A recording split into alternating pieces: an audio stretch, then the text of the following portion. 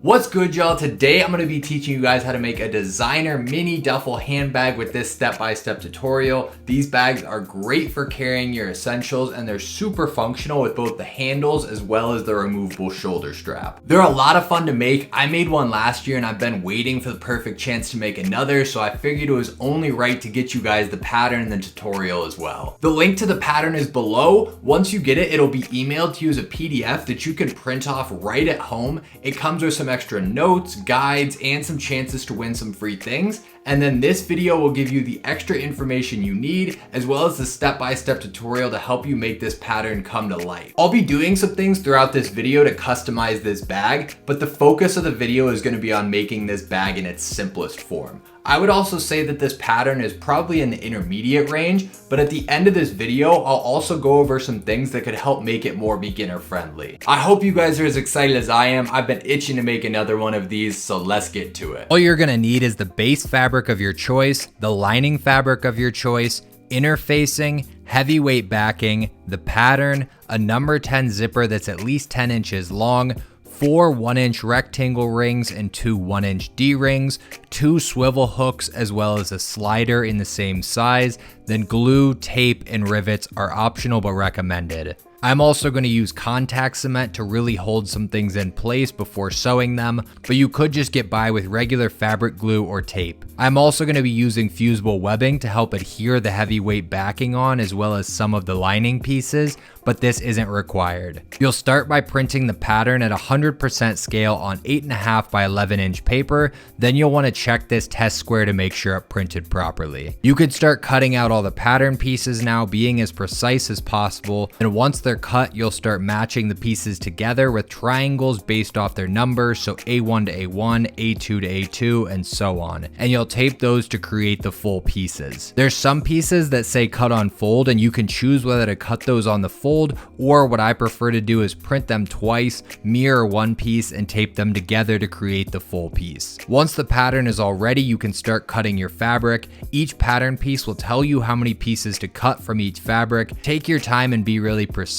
It's important to get clean cuts, so don't rush it. I also recommend marking the middle of all your pieces as you cut. This will help later on. Once everything's cut, you should have all of your base and backing pieces ready to go, as well as your lining pieces, but I am going to wait to cut the side panels from the lining fabric, and I'll explain why shortly. I'm ready for some prep work, and I'm going to start by getting the backing on. As you can see, the backing pieces are smaller than their respective base pieces because we don't want to sew the backing into the seams. So starting with my side panel pieces, I'm going to mark a 1/2 inch from the edge all the way around on the wrong side, and then the backing should fit perfectly within that area. Now for the body pieces, you'll want to find whichever edge is your top, and you'll mark a 1/2 inch from that edge on the wrong side, and you'll do the same for the 2 side edges, but not the bottom. The backing should fit perfectly in that area and line up at the bottom edge. I do this because the bottom edge is just going to be top stitched in place. I'm not actually sewing it into a seam like the other 3 sides. Now for the bottom strip, I'm going to mark 3/8 of an inch from the edge on the long sides and 1/2 inch from the edge on the short sides. Similar to before, this is because the long sides are being folded in and not sewn into a seam like the shorter edges will be. So I'm going to fuse my backing pieces on using fusible webbing to really adhere them. I want a little bit of extra protection to hold the backing in place, so I'm going to fuse some interfacing on top, which will sandwich the backing in place and help keep it locked in,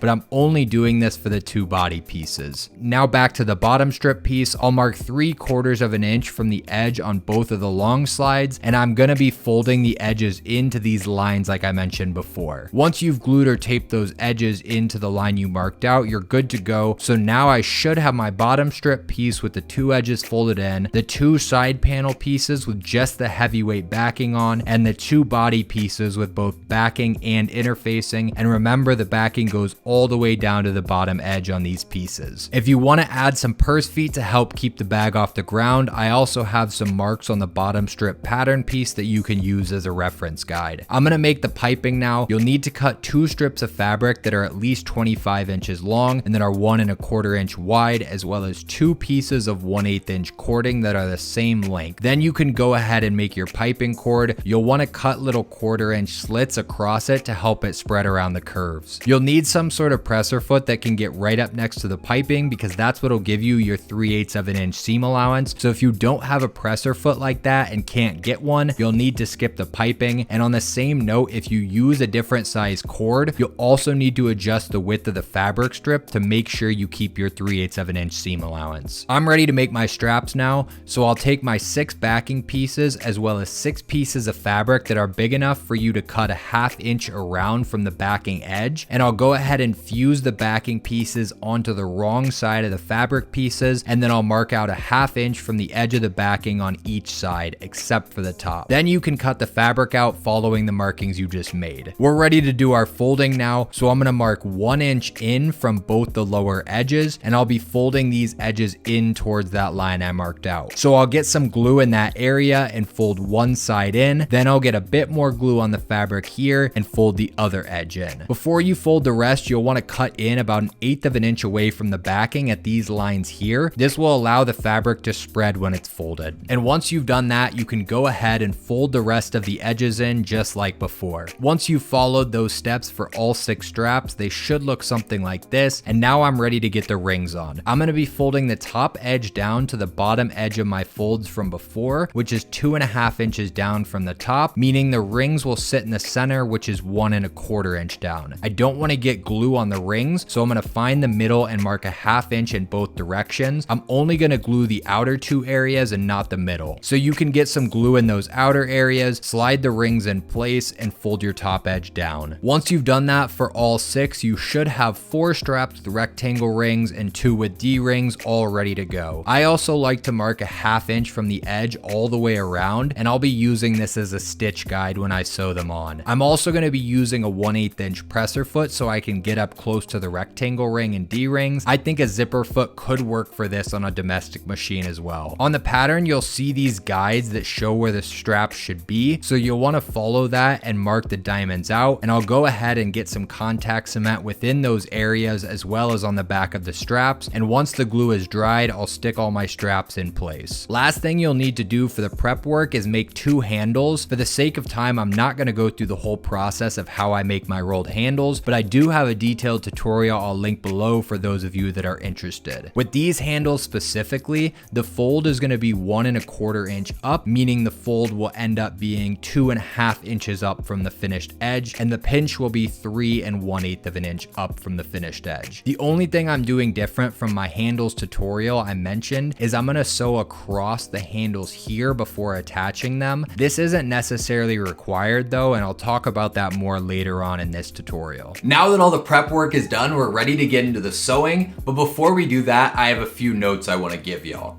First off, I'm going to be sewing all of the seams with a 3mm stitch length and all of the top stitching with a 4mm stitch length. Second off, I'm going to be sewing all of the seams with a 3/8 inch seam allowance. This will be true for all of the seams except some of the folds for the handles, straps, things like that are different. And last, I'm going to be using a Tex 80 cotton wrapped poly core thread as well as a Tex 90 bonded nylon thread.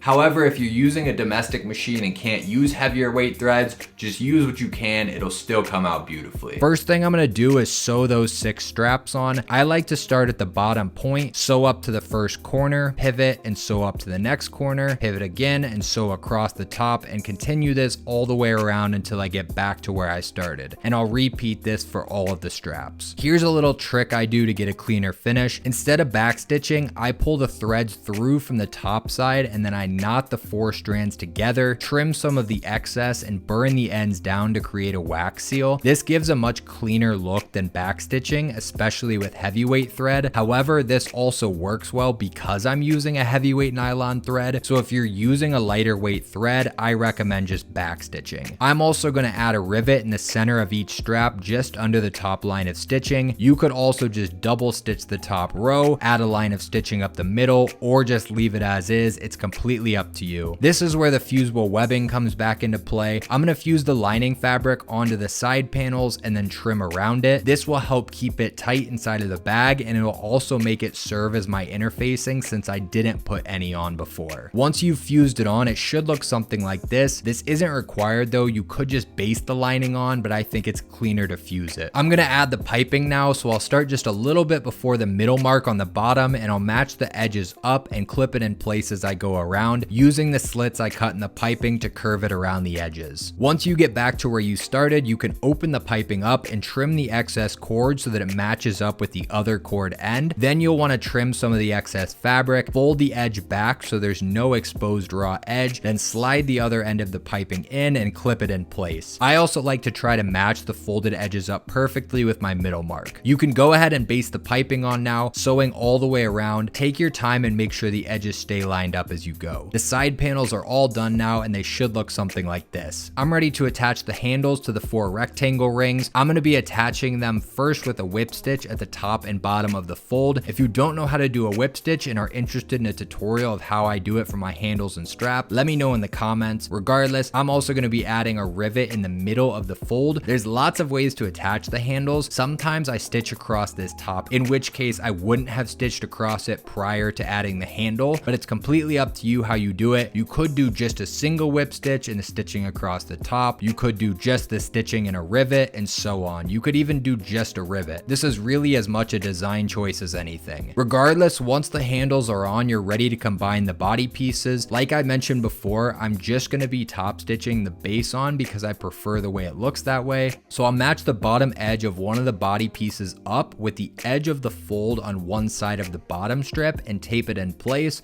Then I'll top stitch 1/8 of an inch from the edge across that fold, which will lock those two pieces together. You'll repeat that process on the other side, then it should look something like this now, where all 3 pieces are combined to create the full body piece. I got my lining piece ready to go as well. The zipper and slip pockets aren't marked out on the pattern, but if you want to include them, the sizes are listed in the notes on the front page of the pattern, and they're both 3 inches down from the top edge. The body lining is supposed to be a 1/2 inch shorter than the base body piece. The reason the lining is shorter is because since it sits inside of the base, it's traveling a shorter distance around the curve than the base is. So by making it slightly shorter, this allows it to sit nice and tight inside the bag. I'm gonna sew the zipper and lining in now. You'll need a number 10 zipper that's at least 10 inches long. I prefer to set up my own zipper because I think it makes this part easier. So I'll just sew the zipper tape on, trim the excess, then add the zipper pull and stops. But you could also just use a preset zipper that's 10 inches long as well. I'll start by matching one side of the zipper tape right sides together with one side of the body. Then I'll match the right side of the lining to the wrong side of the zipper. This way, once it's turned, I'll have a clean finish on both sides. I'll go ahead and sew across 3/8 of an inch from the edge, and I'll do the same on the other side with the other half of the zipper. And now it should look something like this. So when I turn it, I have a clean finish on the top and bottom. Then I'll top stitch both sides to lock everything in place. So I'll do that top stitching 1/8 of an inch from the edge, making sure the top and bottom are staying even as I sew, and I'll do this for both sides. Then I'm going to baste the lining in place to keep it from moving, so I'll sew a 1/4 inch from the edge on both sides. And finally, I can cut little 1/4 inch slits all the way across both side edges, and just like with the piping, this will help things spread around the curves of the side panels. Once that's done, the body should look like this with a clean finish on the top and bottom, and now I just need to finish setting up my zipper, so I'll go ahead and add my zipper pull and stops. Just make sure you leave at least 3/8 of an inch from the end of the zipper stop to the edges so that you have space for your seam allowance. We're ready to add the side panels now, so I'll take one of the panels and match it right sides together with one side of the body. I'm going to start by matching the middle marks on the bottom, and I'll just work the body around the panel using the slits I cut to help it spread around the curves. I'll clip everything in place as I go, and I'm also going to make sure the middle mark on the top of the panel matches with the middle of the zipper. I can sew the panel on now. Again, since I'm using piping, I'll be using a presser foot that lets me get up right next to the cord.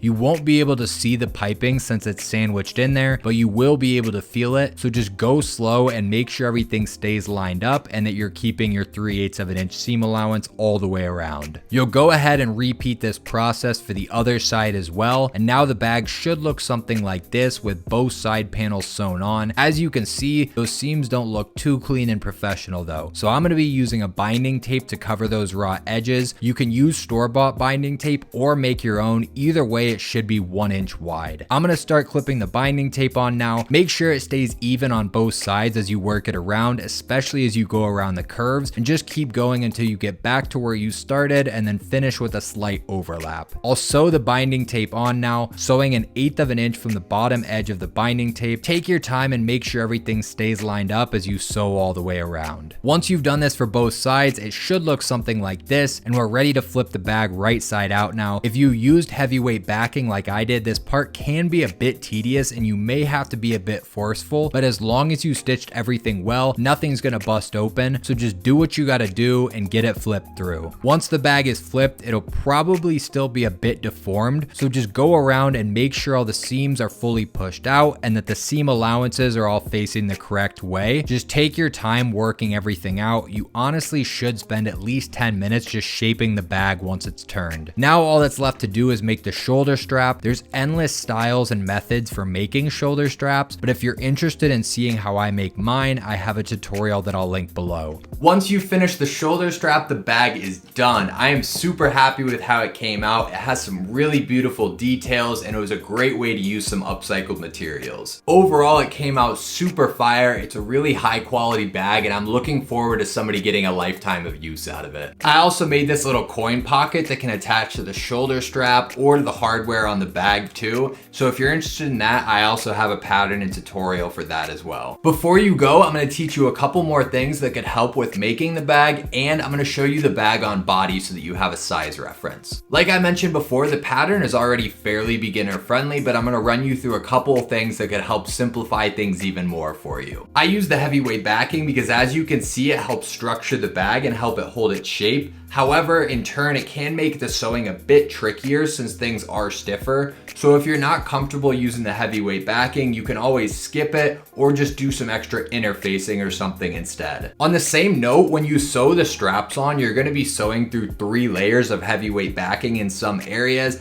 I have not tested this on a domestic machine. I honestly think it maybe could handle it. However, I would recommend testing it first before committing to making all the straps. If you're not comfortable doing it, you can always just remove the heavyweight backing from the straps and it'll still work perfectly. I do the piping on the side panels as well because it helps structure the bag too. However, like I mentioned before, you do need a presser foot that can get up right next to the cord to keep your seam allowance. So if you don't have a presser foot like that and can't get one, or if you're just not comfortable doing it, you can always skip this part. If it's making the piping that intimidates you, you could always get store-bought piping as well. However, regardless, making the piping and sewing it really aren't as intimidating as it may seem. I believe in you. This is what the bag looks like on body. For reference, I'm 6'4" and my shoulder strap is 48 inches from end to end at its longest length. I really love the details on this bag. It's super beautiful and everything on this pattern is just so functional and there's so many ways that you can personalize things. I hope this tutorial was easy to follow. I'm still fairly new at this and I'm learning as I go, so feel free to drop any questions you have in the comments and I'll do my best to help. If you want to see some more of my work, I'm also on Instagram and TikTok. And if you want more tutorials, make sure to subscribe here. I'm gonna be posting at least once a month. And I'm also gonna be doing giveaways for people that purchase my patterns and people that just even comment and subscribe on here. So have fun making your bag. This pattern truly has so much potential for customization. So get creative with it. I can't wait to see what you guys make. I love y'all.